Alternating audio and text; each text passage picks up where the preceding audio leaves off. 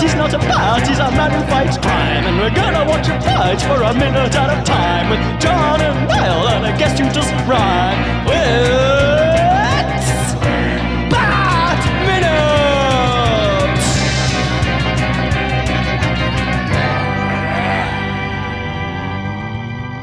Hello everyone and welcome to Bat Minute and Robin. This is the podcast where we have company coming to talk about each and every minute of Joel Schumacher's Batman and Robin, 1 minute at a time. I am one of the hosts, Niall McGowan. And I am your other host. The other host who has certainly had wild nights with you, listeners. John Parker. Yeah, and I know our guest today is a dedicated bachelor. I know he's had his wild nights. But yeah, we have coming back from previous seasons, author and old school Batman fan, Jack Harvey. Hello. Yes, it's funny you should mention that. I did have perhaps one too many drinks last night, but I'll try not to let that impede on my performance today. You're not alone. I was like, you know what? I need to be fresh for this recording. I'm only going to have 2 drinks. That never happens, does it? Imagine though, that would be great in the scene of like, she was like, I know you've had wild nights, and like Bruce is just sitting there kind of like half asleep with like vomit on his jumper. Like, oh God. Yeah. Although, to be fair, while I have had my wild nights in the past, it was just a games night around at a friend's house last night. So it was mostly just sitting around a table playing card games. So not exactly comparable to Bruce, but there you go. Well, you never know. Maybe that's what him and Dick get up to 90% of the time. Yeah. Well, certainly, I imagine it's what he and Alfred get up to. That's like dominoes, intense dominoes sessions. Maybe they drag Alfred into playing like Dungeons and Dragons. He could be the dungeon master. I'd like his voice reading me the story. That's why Bruce works out his frustration so much on criminals. It's not about like his losing his parents. It's about losing to Alfred every time. I can't believe you got me at Monopoly again. I imagine they steer away from cards against humanity because you don't want a dead parent card coming up when you're playing with Bruce Wayne.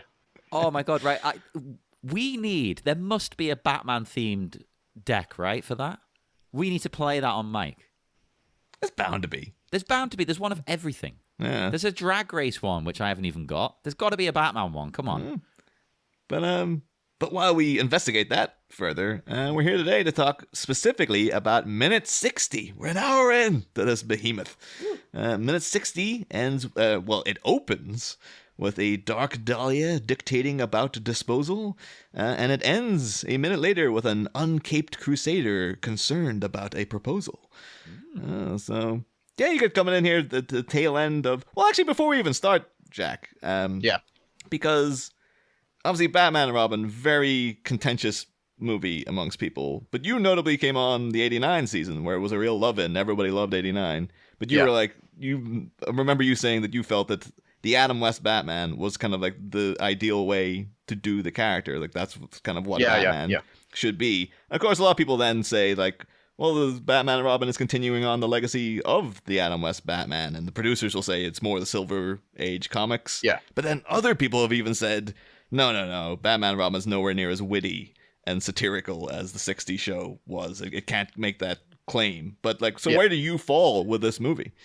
I mean, I think it's fair enough to say that it is, in spirit at least, looking at the characters in the same way that the Adam West and Burt Ward one did. It's basically it's confronting head on the absurdity of the idea of Batman and the villains. There's no attempt to sort of like ground it in realism and say, here's how Mr. Freeze might conceptually work in a real believable context. It's like he got mad because his wife's dying, so he builds a freeze gun and robs banks, and it's just like, so a guy dresses up as a bat to punch him in the face.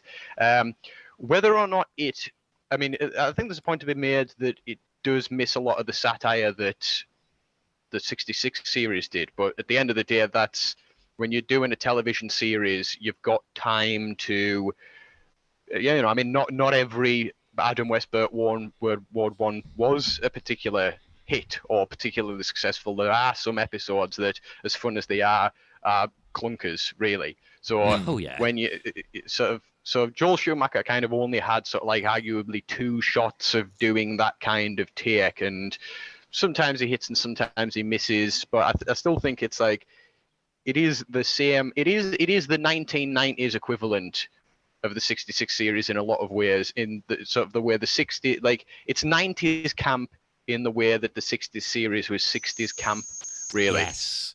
Yeah, it's the same kind of feeling, the same approach to doing it, like, but updating it for the modern day at the time. Yeah. I'm actually quite curious because I've seen hoking about online in the week, and we've not had much time for Clooney's rendition of Batman. I tried for like 2 weeks, Niall. I tried. Yeah, but it's like, as good as he is in theory as Bruce Wayne, because if you look at his life, it's kind of like he is almost kind of like Bruce Wayne anyway. But someone said that like they thought that Clooney was doing an Adam West impersonation. They felt that like, no, he's just doing what Adam West did, and I was like, is he? They're saying no, he's copying the inflections and everything. I was like, I don't get that at all. Like, that's just how Clooney speaks, isn't it? Yeah, I don't know if maybe they were just wishful thinking, but I never picked it. Did anyone else pick up on him doing like? No, he's very much doing the sort of character that George Clooney does every now and again. That's sort of like constantly has a slight grin on his face. Yes, a little smirk. Yeah. But it's, I mean, I suppose, again, you could argue that it is that he's doing the 90s equivalent of Adam West, but I don't know whether that's an assertion that holds up. He's basically he's prototyping the character he plays in the Nespresso commercials. That's what he's doing in this film. It's his test run. Like, I need to see if I can get this character down. Like, Batman's where I'm going to try. Nespresso have come to me with a very specific offer that's going to kick in 20 years' time. I've got 20 years of prep. I mean, his version of Batman is the most likely Batman to just like offer you an espresso, like still in the costume. Like Keaton's Batman is the kind of character who would be like, okay, let's wind down, let's get out the costume, let's set up, and then we'll talk about having a coffee. But Clooney's is literally just like rescues a woman or goes to see Commissioner Gordon, who's literally just like, oh, let's waste no time. Let's get straight to the coffee. Yeah, he's probably got a Nespresso dispenser in the utility belt. Yeah, he probably invented one. He probably invented one as part of his Batcave. Yeah, definitely. It's like a machine just hanging off the back of the belt. There's one. If nobody's done that in the comics yet, they should do a Waynespresso machine from Wayne Enterprises. Oh my God! Yes. So when you're waning during the day, perk yourself up with a Waynespresso. I've just realized, right, we need to go to the start of the minute. Yes. Because we're talking about Bruce. But the start, we've got Ivy and Bane completing their move into their new digs. Yeah. What I really love here, too, is a thing that I've noticed to be consistent with Elliot Goldenthal's music for Poison Ivy throughout this. He seems to have really gone to town on music for her, but in a very low-key fashion. Because obviously you have all the kind of Middle Eastern, snake charmer music that you hear very prominently throughout. But I noted, like, I would highly advise people to watch this movie with headphones, just to pick up on the subtleties of the score. Because in the scene where she was in the planetarium, and acceptable losses from the battle, the same for the planet, in the background, there was really creepy, ominous music that actually, like, really worked well. If she was a more serious villain, it would be, like, terrifying. And this music now, too, you got the old, the water phone coming back in, like that thing that makes up like 90% of the soundtrack to Hannibal, that weird instrument that they just sort of rub with a violin bow and tap. I love that so much. Like that's coming in too, and it's got this weird, I think it's almost like an X-Files ish, background music of this like alien-esque. It's very, very creepy and it's creeping like vines in the back of the score. No, and it's almost like Elliot Goldenthal is written too good a villainous score for, a bad guy who isn't all that threatening in the movie. how dare you say anything negative against her?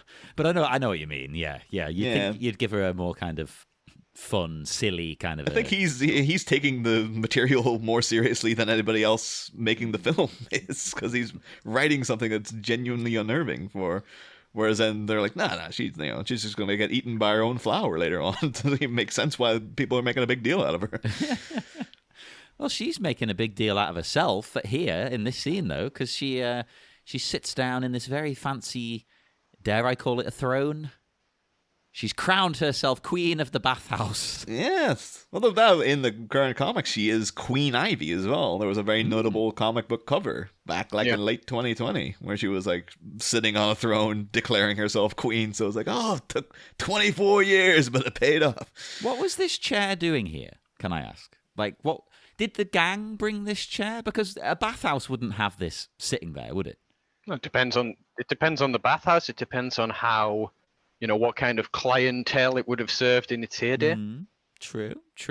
I don't know. There's a weird. They've spray painted it, so it does make me think that they've had interactions with the chair, but I can't imagine what it would be for. I can imagine it'd be like, because all those beads and stuff dangling in the background makes me think like it was like the Zen room or something, and people would sit in this fancy chair and they'd have incense put up around them, and that was part of the treatments of the spa segment of the Turkish baths and stuff. Like, oh, I like that. That's pretty cool. Yeah. Oh, speaking of cool, actually, as well, she's got she finishes what she was saying about this cool customer from the last minute. He has an icy demeanor, but also a ruthless charm. Yeah. I love that. That's so cool. Because that's Arnold. Ruthless charm, baby. Yeah. We'll say also, too, about the chair. We've pointed out a couple of times several sort of Rocky Horror-esque elements in the movie, like particularly when Bane was created and stuff. And this really reminds me of like the end of Sweet Transvestite, where like Tim Curry splayed over a very similar chair at the top of this little pedestal. It's like, it could be, because even the way she kind of sits down, she's very leg heavy, like when crossing her legs, a bit like him. I was like, I don't know if that's a deliberate thing or if... I mean, I'm not going to lie to you. I think you're probably right. I think I would certainly suspect that a lot of Ivy in particular is informed by Tim Curry's entire raison d'etre, I suppose. Hell yeah. I mean, I keep bringing up that she's basically a drag queen, and essentially that's what Frankenfurter is, because he's not gendered, really. He's an alien. Who just decides, I'm going to dress however I want. So it's kind of similar. Yeah, I think it might be it could be informed by it. They must have watched that movie. That's camp silly fun. Oh, well, imagine like at one point if Joel Schumacher put forward Tim Curry as Poison Ivy in the studio, were like, too soon. Maybe. And like, oh, if Tim Curry's still in good health 20 years from now, maybe. And then tragically, that is not the case. Oh, you're not ready for it yet, but your kids are going to love it. Yeah. Holy crap, that would have been good. Although when she does sit down and cross her legs, I love this shot. Like, this could be a good comic book panel, like, with the way the camera's tilted and things. And also, I'm just going to have to say, the way they framed it and stuff, very sexy. Oh, yes. Very much so. Yeah. And one thing, though, like, it's a good thing she's wearing that cape, because like, sitting down immediately after those Gollum guys, like, I'd be like, get this cushion out of here. Like, go and get me a new one. I'm not sitting in that. Spray it down, please. Yeah. Even sitting there, too, you'd be like, I think we might need to open a window. There's like there's a bunch of guys in here burning crap, and I'm assuming there was a bunch of teenage boys. So it's like, they'll stink. Yeah, absolutely reeks Bane, for the love of God. It should have been a first protocol. It's like, punch a hole in the wall or something to get me a window. God damn it. Well, she does order Bane to tidy up, which I thought was hilarious, because, like, okay, so he's now a maid as well. I want Bane in a maid outfit. Would not a little feather duster and everything. I'm not 100% sure, but I have a sneaking suspicion that's got to have happened at some point in the comics, surely. I hope so, please. I think there's, in the Harley Quinn TV show, there's scenes of Bane like cooking, wearing a little apron and stuff like that. But so it's getting there. I would not have been surprised if that was a visual that they had. If they could have had scenes later on when Mr. Freeze moves in and Bane's like tidying up in the background with a feather duster and stuff. would just be like, yep, would not look out of place in this movie at all. That would be so funny. I'd have loved it. A proper, like, cheesy maid outfit that people wear, like for kinks and things. We'll say, though, notable in that, like we talked about when Barbara Wilson was introduced in the movie. When Barbara Gordon was brought into the comics, it was in synergy with the Batman TV show. Like, they kind of coordinated together. And I kind of think it's very odd that, like, they did that. And yet, in 66, Poison Ivy was introduced. And she never made it to the TV show. I don't know, they're like too sexy but then the show had many, many sexy characters. So I don't know why they were like, and then they kind of replaced her with this guy, Louis the Lilac. Yeah. It's, I don't know whether or not it's just one. I mean, famously, Two-Face never showed up in the show either, despite the fact that he was supposed to, and he was going to be played by Clint Eastwood. Before Clint Eastwood had scheduling conflicts because he was going to do some spaghetti westerns that nobody talks about anymore. And so I think there's like a bunch of characters who just didn't materialize in the show for one reason or another. But the Louis the Lilac situation, you are right. He is so similar to Poison Ivy in terms of what his abilities are that you could have just straight up swapped them in the plot of that episode without rewriting anything.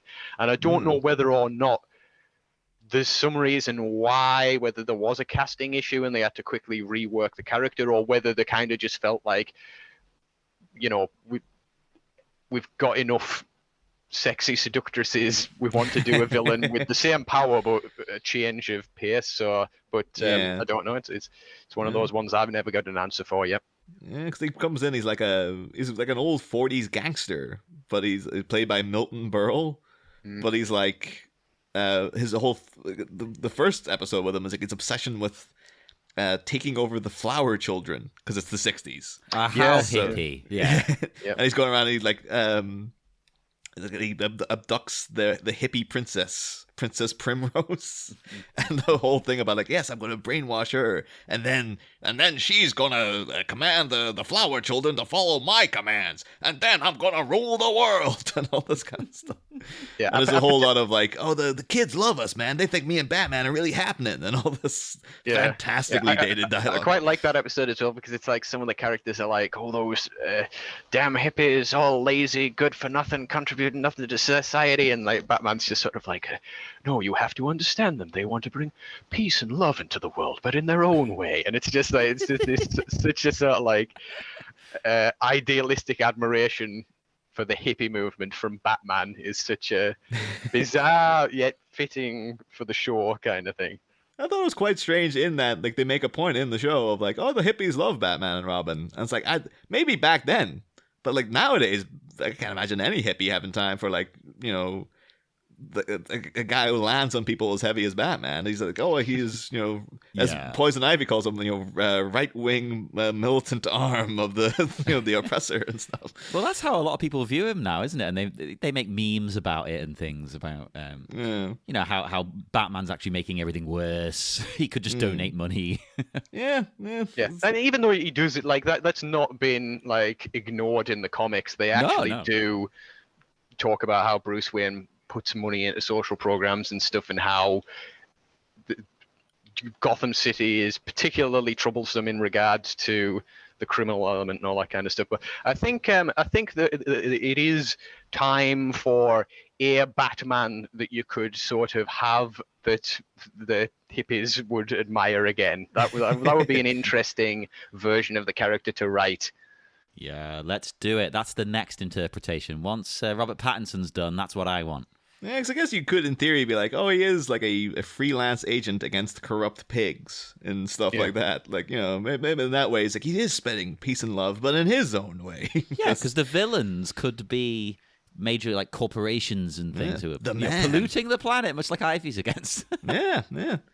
We'll note, though, because of course they did do a Batman 66 continuation comic. Yeah. And Poison Ivy did show up in that, notably killing Louis the Lilac. Or Lilac, I remember that episode. He keeps saying Lilac. Is that an American thing? Is that how they pronounce it? don't know, but it keeps handing out. Probably, you know what they're like with pronunciations. Yeah, they kept handing out flowers like lilacs for everyone. It's like lilac, lick, not lock. What the hell are you doing? But yeah, the issue opens with them finding Louis the Lilac dead, and I love because he's like, got the kiss on him, and Batman examines it, and he's just like, there are poisonous elements taken from a type of rose. It's a kiss from a rose. And I was like, yeah, there it is. We see what you did there. Stretching back in time to the 60s. Everything is connected through time and space. There's just great little bits too, like they have Chief O'Hara doing an interrogation of a guy playing bad cop, and he's like, "Here's your water, but it's not cold like you want it. It's lukewarm." And the guy's just like, "Hey, I got rights, O'Hara. Come on, man, you're going too far." And the Poison Ivy in it is portrayed as like a Southern belle, who is, I think the story the background they give her is that she's like, her parents ran a nursery, and then her dad was accidentally poisoned by a flower and died. So now she wants to have control over all flowers as a kind of weird version of vengeance and stuff. But it's it's silly, campy stuff, and it's a really fun read. You just have there's a lot of jokes in it. It's a good time. But yeah, that's the thing. That's the closest we're gonna get, unless they do revamp the '60s show for modern times and have it on TV again. Look, I don't have time to talk about it on this podcast, but I was just sitting daydreaming the other day thinking about they should just do a full-on balls to the wall camp Batman film with like even more over the top than Batman and Robin, just musical numbers, celebrity cameos, ridiculous set pieces, just go completely off the rails with it, just as its own thing, just as a one-off, and then they can go back to him crying about Alfred or something. I don't know. Whatever it is the Batman fans like these days. You bring in a version of Batmite, but he's played by George Clooney, and he's the villain or something. He's trying to destroy Batman's legacy or something. Oh, there you go. So I was going to bring up as well. We have to say we get a glimpse of her powers on display here before we move to the next scene, because the plants themselves bloom for Ivy. Yeah. Much like we do. We're in a thrall. The plants are too. She can raise them from the depths. This is one of the more... for most complaints about the movie we've had, it's not been the way it looks. It looks pretty... for all the practical effects and stuff they do. And even, again, when they made Bane, it's that actually looks pretty good for 97. These CGI flowers, though, are very much that's the 90s. That just didn't date well. I think it's okay, though. It's not so bad that it doesn't distract you too much. You're like, oh, okay, fine, that's the effects they had. Yeah. It just reminds me of the video for Honey to the Bee by Billie Piper, where it was her inside a giant CGI flower. Yeah, so which was the theme music for Bee Minute. Oh, yeah, of course, yeah. But it just brought to mind that. Not that I mind thinking about that song, because obviously very fond memories of it as a song, and now fond memories of Bee Minute when we made that. But I did have one question, though, was one of them blooms right next to her, and it kind of goes, it's got a voice. Yeah, that I didn't like. I wasn't too sure if it was supposed to be, because their whole thing is to make it animal plant hybrids, and we see later on that she has made one. Is that supposed to be just on the soundtrack, or is the plant literally sighing as it's born because it does have a voice? Yeah, it's very 90s episode of Goosebumps type thing, that, isn't it? Well, this is ripe for a crossover then. What you do, Niall, is it turns into Audrey from Little Shop of Horrors. Well, we'll be getting to that later on, because I'm pretty sure that's what they're going for later on in the movie. Yeah. I do kind of now want to see Ivy having a dog with glowing eyes, though. Yes. Well, Bane's a dog anyway. Look at him. Yeah. I waited how many episodes of Goosebumps I sat through. That dog never appeared in a story. Never. They were always like that. Was that the star of the show? I was like, no. I assumed it would at least be in one of them. Maybe they did do one about R.L. Stine.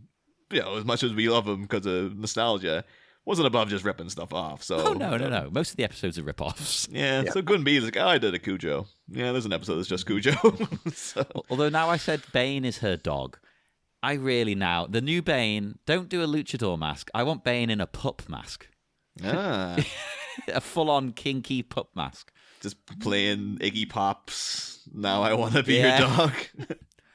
So we cut now to Bruce and his lady friend having a lovely fireside dinner on a children's table and chairs. Yep. Right, I don't like that. The only way this would work for me is if they were sitting on the floor and it was like a Japanese-style table. In fact, that would actually suit Bruce, wouldn't it? Because, he's got like a Japanese connection with the martial arts and things. He bought it in Japan. Like that. Yeah. But this, what are they sitting on? This feels like he learned from Vicky Vale. Like the big giant table doesn't work anymore. He's overcompensating. Yeah. He's going too far in the wrong direction. You need a middle ground, man. And who knows as well that like how the fireplace works because it worked with Selena in Returns and it worked with Chase Meridian in the last movies. It's like, if I could just get the table in beside the fireplace, then I've got all my bases covered. But make sure it's a small table because they don't want to sit too far away from it. Although, considering that this scene will show us that he's someone, afraid of getting too into it with people, why are you sitting by a fireplace then, Bruce? Why are you trying to get her all literally hot and bothered? Come on, people like a sexy fireplace. Ah. If you're not that into her, what are you doing? It might be that because we know again from '89, if he wants to make like the final moves, that's when you bring her into Alfred's quarters. That's what he did with Vicky. Was like, oh, he moved everything to Alfred's place. Yeah. And then that's when the magic happens. Here it might be a bit more like, well, actually, to be fair, we've been theorizing thus far that she is basically just a hired beard. Like, Yeah. beard in terms of like, his sexuality, or just that I just want to have a public relationship to keep people off my back because I'm not ready for marriage. I'm not, but people keep hounding me about it. Yeah, and it would look so- weird if this swinging rich bachelor wasn't, going out with models and things. Yeah, and so this almost does feel like a business transactional meal where they might have already had like little pens and papers out going like, okay, so you're owed this much for this date, blah, blah, blah, blah, blah. And okay, next week we'll be doing this, and okay, well, it's very nice seeing you, Julie, but now she's going to move into like, Bruce, I've been thinking about it, and he's like, oh god, Yeah. oh no, I expect them.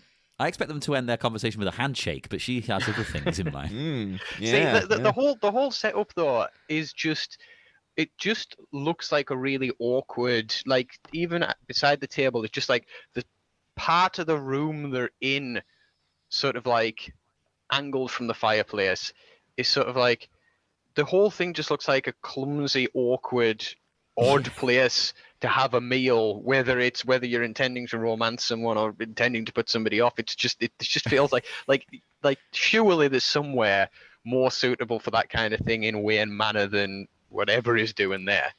Well, Yeah. could we argue, because is Alfred there? Have we seen him? We haven't seen him recently, have we? So No, maybe this is a rare occasion where it's all been down to Bruce, and Bruce doesn't know how to be a normal person. So he's like, I don't know. I guess we sit in here. I'll microwave some food. I don't know. It's like, I know, every time I have a date, there's always a fire beside me, so I guess we have to sit by the fire.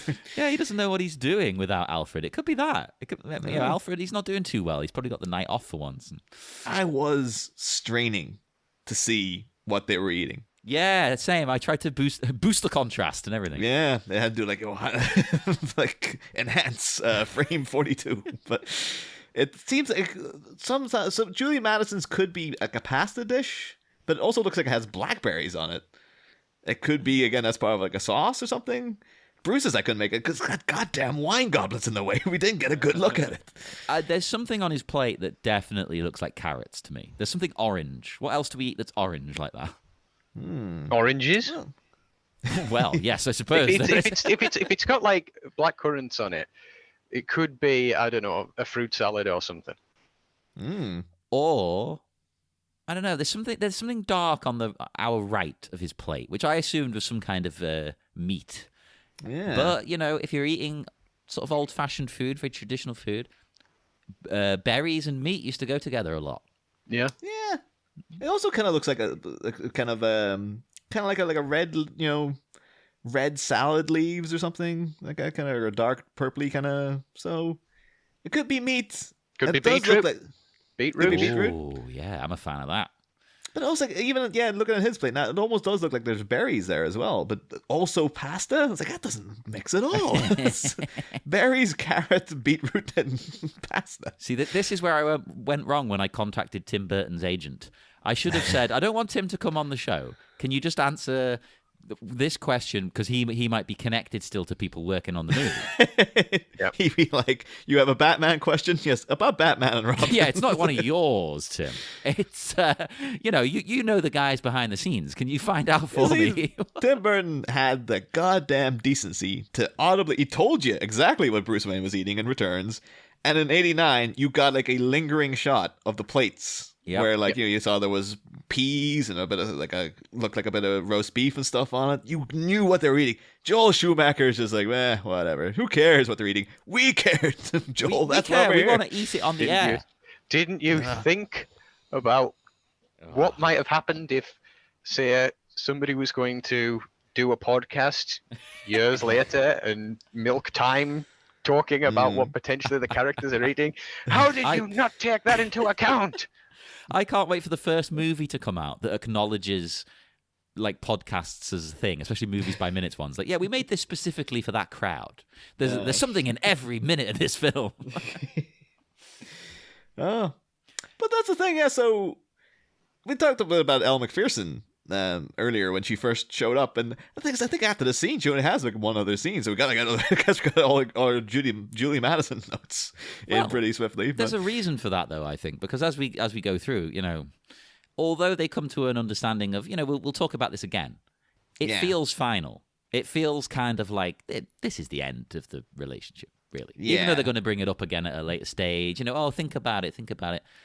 The thing is, though, it's not so much the fact that Elle Macpherson isn't a good actress. No. And she's not, let's face it. But it's more, I actually do have legitimate beef, though, just the fact that this is Julie Madison. Because, obviously, not as famous as she once was, but Julie Madison for a long time in the comics was like the love of Bruce's life. She was the first love interest to Batman. She first debuted in Detective Comics 31, September 1939, the fourth issue to feature Batman. 39? So she predates Dick Grayson. She's been around a long, long time. And then just to have she's just like a whatever name, just attach it to whatever, like arm candy Bruce has got his hands on these days. That's it. And I think I'm more just annoyed because, since this movie, Julie Madison was like a great character during like the Scott Snyder run of Batman. Like they did fantastic stuff with her. Where she was again the love of Bruce's life, and you just felt a real connection to her on the page then. So I'm really gutted that there's this is her cinematic representation, and because the likes of Vicky Vale and particularly now default love interest for Batman is Catwoman. Like it's her, maybe Talia. We're probably never going to see Julie Madison on the screen again. Oh, that is a shame, and I don't think it helps matters that not because of the actress, but the characters as written have no chemistry. Yeah, at all. So when she says we've been going out for a year, I'm like, what? You've been going out for a year, and this is how you talk to each other? That's terrible. No wonder you're inevitably going to break up. Because if you want to make this character last cinematically, no, you need to give her something. It's given us a little bit of a time frame there, too, because I think in the novelization it said something about, Robin had been Robin a couple of months. And yet, Julie and Bruce have been going out for over a year, yet Chase Meridian would have been around. So, was he, when did Bruce have to say to Chase at one point, by the way, I also pay a woman to pretend to be my girlfriend, so... You might want to. I'll try to get rid of her, but I did enter into a 5-year contract, so we might, don't know if there's any clash there, but we are indicating that in theory, Dick Grayson has been around with Bruce Wayne for over a year, maybe 2 years now, because I guess 95 to 97. Maybe we're supposed to be literally taking this in real time. Yeah, actually, that would make sense, I think, for once. Yeah. And so, but the thing is, that'll make Julie the Chase rebound.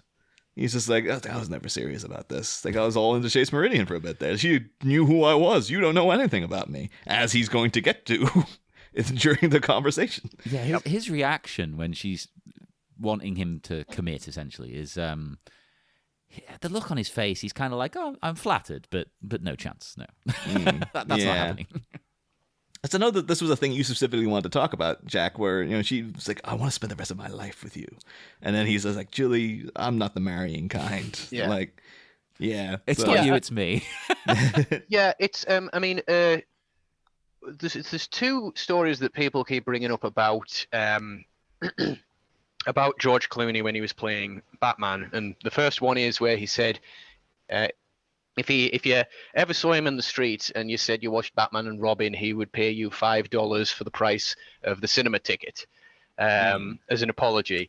And he also said in, I think it was 1 or 2 interviews or something, he said he played Bruce Wayne as gay, which I personally think he was probably just saying in jest at the time, because it was the 90s and calling something gay was like considered like a juvenile insult. So it was kind of just this backhanded way of saying, yeah, we know Batman and Robin was rubbish. But I kind of find it particularly ironic to level like gay as an insult towards anything Batman related, because like Batman is like the gayest franchise when you think about it. Oh God, like, yes. It's like how so like I mean, of course, the 66 series is high camp anyway, but even adjacent to all that, it's like there was so many actors and individuals involved who were gay, either or out of the closet at the time. I mean, there's an episode with Liberace in, for goodness sake, and it's just like, I mean, I could go on and on and on about this. You can just keep pulling different threads of the franchise, and it's like, okay, well,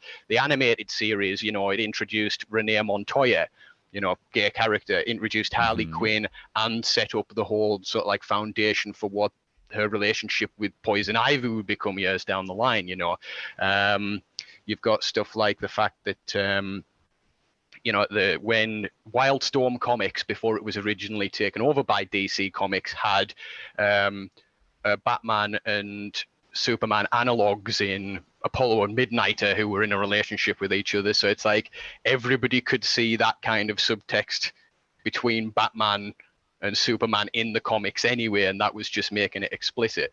And you can go on to the recent Birds of Prey film, where there's obviously sort of like queer themes going on in there between sort of like Victor Zsasz and Black Mask and all that kind of stuff. And it's just like, the first gay character to get a DC comic solo series was Batwoman, so another character connected to Batman. And we're talking literally within the last 2 weeks. Yeah, Tim Drake now openly bisexual. It's even topical now. It's just like it just keeps getting gayer. But I loved seeing people complain about that. It's like, you have not been paying attention to this character. It's like queer themes in a Batman story. That's unheard of. And it's like, no, it isn't. It's there all the time. It's like, I mean, what was the other one I was going to mention? I was going to talk about how, there's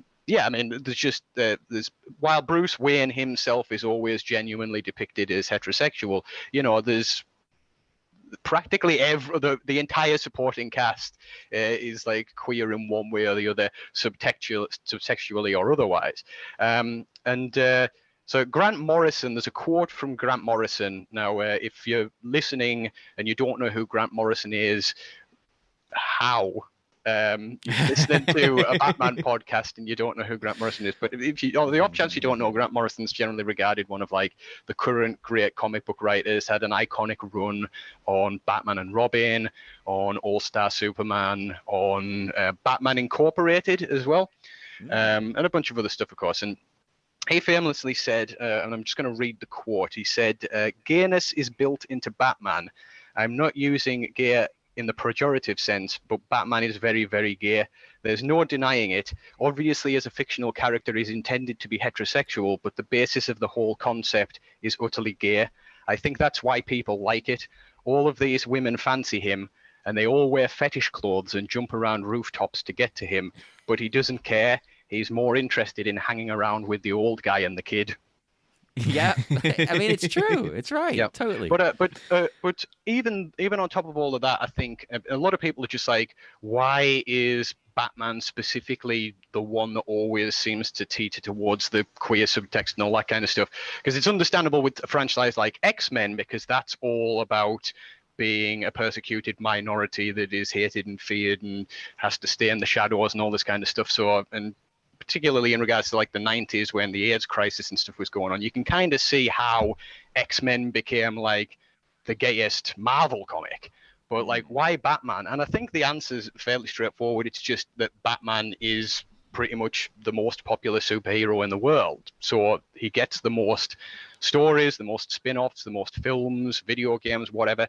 And so when you have such a broad, sort of like far-reaching character, you can't not rub up against gay themes, because like the world in general is a pretty queer place. So it's kind of just osmosis really. And you can see that as well in other franchises as well, like Star Trek, like Doctor Who, and even something like James Bond, which is by its nature about a very, very aggressively heterosexual character. And the James Bond franchise is like beloved the world over by like gay fans who just can't help but enjoy the inherent campiness and queerness of the super spy genre. I think they know that now, and they kind of catered to that with which one was it? It was one of the recent ones where it heavily implied Bond at least had a bisexual tryst with one of the villains. Skyfall, was it, when he's getting interrogated by Javier Bardem? And I think it's also why there's a lot of people rightly criticizing the Star Wars franchise now, because the fact that has sort of deliberately tried to steer itself away from like queer elements is becoming more and more obvious, and is making the whole fictional universe of Star Wars feel more artificial through its absence. It's like everybody immediately jumped on the fact that there was like this chemistry between Poe and Finn in The Force Awakens, and as soon as Disney sort of kind of realized that, they were like, no, we're going to try and steer away from that as best we can. And there is more gay characters and stuff showing up in the comics and the books in Star Wars, but as far as like the films, TV is concerned, it certainly looks as though it's not something they're making any particular effort to try and feature. And people talk about forcing queer themes into things, or forcing gay characters in, but it's just like, franchises like Star Wars have like long been like forcing the natural occurrence of that kind of stuff out of the franchise. There's been like comics from the 90s and like video games from the early 2000s where the writers were sort of like, okay, so we want this character to be explicitly gay, and then they would like shut down, and it was like, no, you're gonna have to dial it back, or just leave it subtextual or stuff like that. And it's like, it's well overdue, and it's to Star Wars' detriment that it's taken this long. Definitely. But and then they are making improvements on it, but it feels almost like they've gone too far the other way, like with this High Republic, where they're like, this character's non-binary, we're going to bring it up every 5 seconds, but they're also they're a weird sort of alien. Just need to you need to learn to just have it be part of the text without it being like a thing that you need to keep telling people. I think it's the problem is it's like when you spend so long being like, no, we're marketing this to insecure young heterosexual men, so we don't want any of that kind of thing in it. And then the moment it is like, oh hey, gay people spend money on stuff too, it's sort of like then you sort of like double them back on yourself to try and be like, give us a prize for basic decency, where it's sort of like, again, the reason it's always worked with Batman is because it always just kind of happened naturally. It's just like the kind of like nothing was explicit between Harley and Ivy in the TV series, but the intent was there to test the waters that would eventually become something that would become explicit in the comics and more recently the TV show. And we'll see about the films and see how that goes. But it's just one of those things where, and again with like Star Trek, famously had a lot of like, I think it was Rick Berman when he was running the Next Generation and Deep Space Nine and all that kind of stuff, was like, some writers would approach and say, we want to make these aliens more explicitly queer or whatever. And he was like, no, dial that back. But even him trying to do that didn't prevent everybody just being like, okay, this character is obviously gay, even though it never actually shows up in the TV series, So it's like, you can't stop it. No. You can sense it. No. We'll be quite curious, because the vibe I'm getting from the Matt Reeves Batman is like, I don't think it's going to lean into anything. It looks so dour and bleak. I can't imagine it going into queer territory. I don't think that's their remit. But I'm curious though about this the Batgirl movie they're making for HBO Max, because of course Batgirl in the comics now had the trans roommate, Alicia Yeo, and I wouldn't be surprised if it's more like, we can do stuff like that maybe with Batgirl. You can have open, lean into things being more like into comics accurate in terms of like their colorfulness and the diversity of people within, whereas the Batman movie has to be like, no, it's gotta be grim and dark and he's banging Catwoman and that's the way things are and stuff. But the thing is though, it's like, I don't know, I mean, there's always the possibility, I mean, it kind of happens here in Batman and Robin, where it's that sort of like Top Gun kind of situation where in the text of the plot, the character has a female love interest, but everything around it just feels like aggressively, sort of like queer. And it's so I think Robert Pattinson in particular, having sort of like a background as, not all the time, of course, he's a good actor and he's played many different roles, but he's played many pretty boy roles as well. And it'd be interesting to see if any of that sort of like manifests in the story in spite of itself. Yeah, that's an interesting thought. Well, hopefully we do find out soon, as hopefully the film comes out next year as planned and nothing else happens. So we finally get seeing this thing. Well, I'm not holding my breath. We'll see what happens. But I do love this dialogue though between.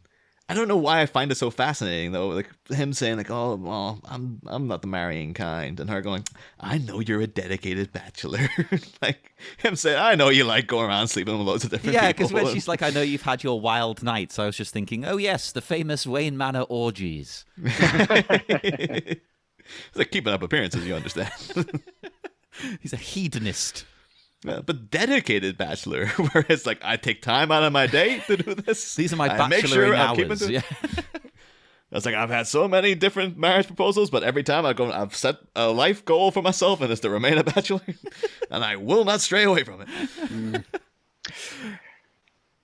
But it's also too, like, I don't know what Julie Madison's deal is, because we know nothing about her in this movie. She is literally a blank slate. Why she would want to hook up with this guy, unless it's just for the money or something. I don't get the vibe it is from her. I don't know though, because you're getting so little back from him. It's everything about this relationship is him just been like, eh. I think the impression I got with it is that she sort of started dating him because she was sort of like in love with the invented persona of Bruce Wayne that we always see, like opening department stores and handing over enormous checks to charity and showing up at ceremonies for the city and Wayne Foundation nonsense and all that kind of stuff. And I think it's like, I get the impression that she was like, oh, I want to be in love with this man that's a philanthropist and doing all this for charity and the good of the city and all that kind of stuff. And then not knowing about the Batman stuff, starts dating him, and it's just like, this guy is really boring. I wonder if there's a thing too where at this point in the franchise, if we can take this as a continuation from 89, if it's just a thing where Bruce has to close himself off because every person he's opened them up to, Vicky Vale knew he was Batman, Selena Kyle knew he was Batman, Chase Meridian knew he was Batman, they all left. Yeah. So it could be he's just like, I can't, like if I want to keep continuing to see someone, I can't let them know about the Batman side because it always drives a wedge. So yeah, maybe he thinks I've got to keep it boring almost. yeah. Or could be, again, it could just be there's so little chemistry between these two though. Whether that be the fault of the actors or just the way it was directed, it feels so much like he's just going through the motions with her. But I think that is like, part of the character in this point, though. I don't know if it's necessarily a negative. Yeah. I think like Bruce Wayne, not George Clooney, is sort of like.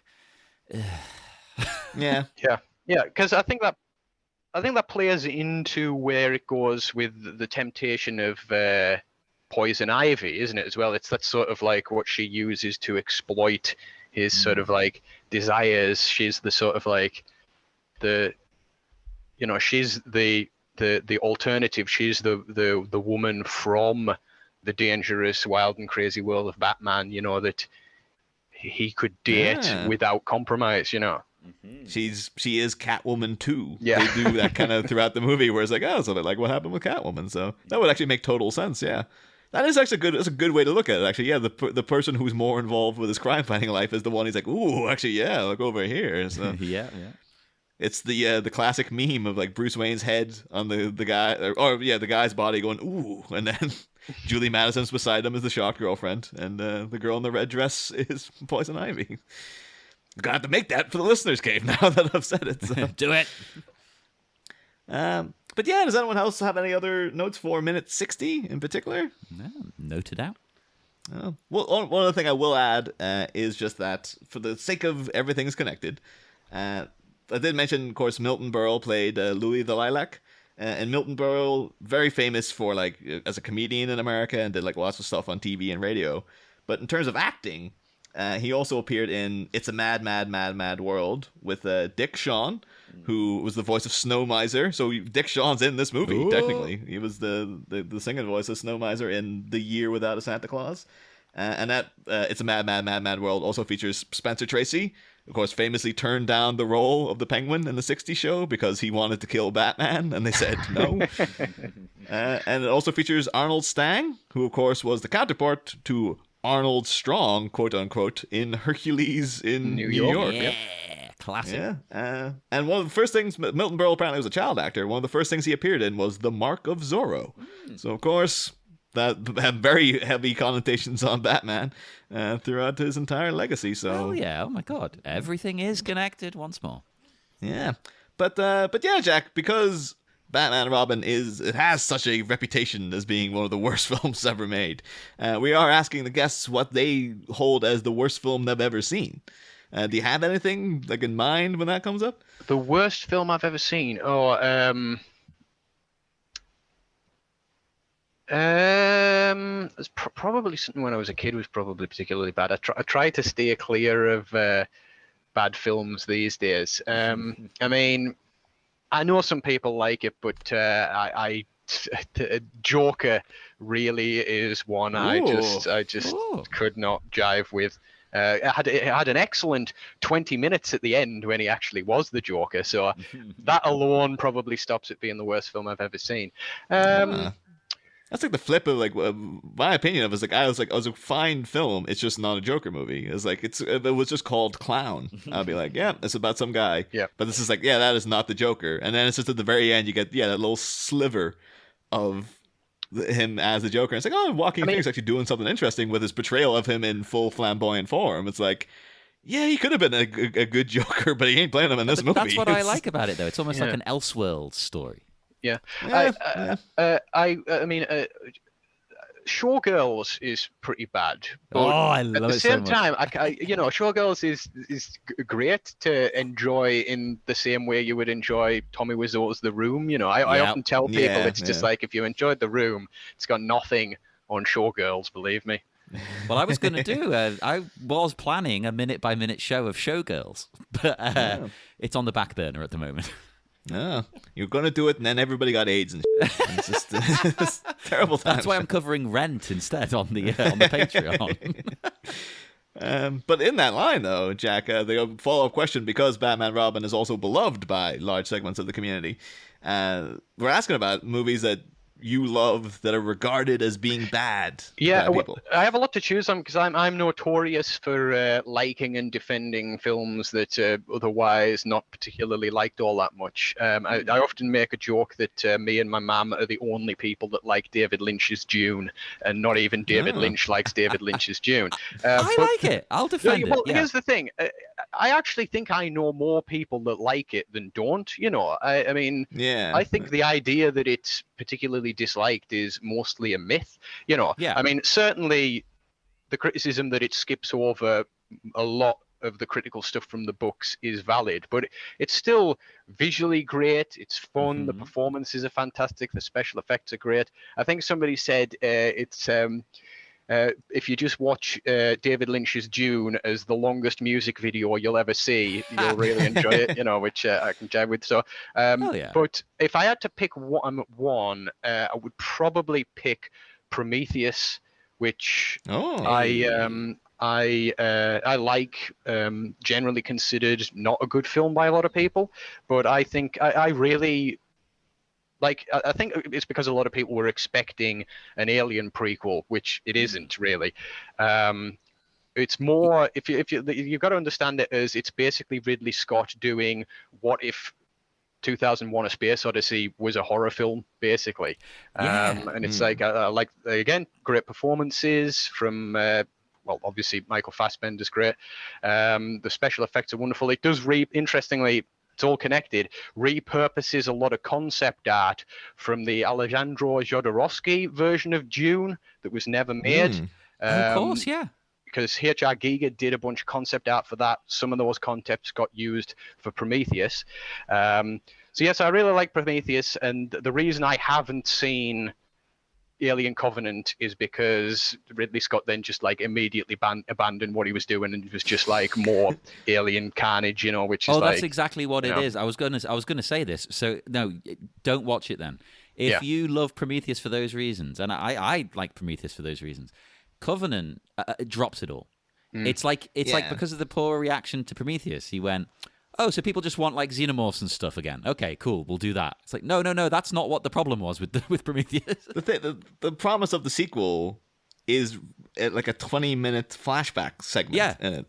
And then you're like, oh, where's Numi Rapacek? She's dead. She's already gone. What? It's like, what? I go on to see. But weirdly enough, though, just in editing this week, that question, we posed that same question to Clarice Lockery, and her bad film that she loves was Alien Covenant. So, yeah, which... now we got the pair. I respect her opinion on everything except that. She had listen to that episode. She does have her defense of it's like she just certain scenes. She's like, I thought this was very accurate to reality and stuff. And so I was like, oh, that's a... Well, Jack, before we do head off into the dark night, would you like to tell people where you can be found online or promote anything you're working on? Yeah. Most of my projects you can find details on at my Twitter account. That's EL_Jackington, JACKINTON. There's links there to my main blog, Tumblr blog, DeviantArt, etc. 5 billion social media sites we have these days. Currently, most recently did a Warhammer / Necromunda short story that you can read for free.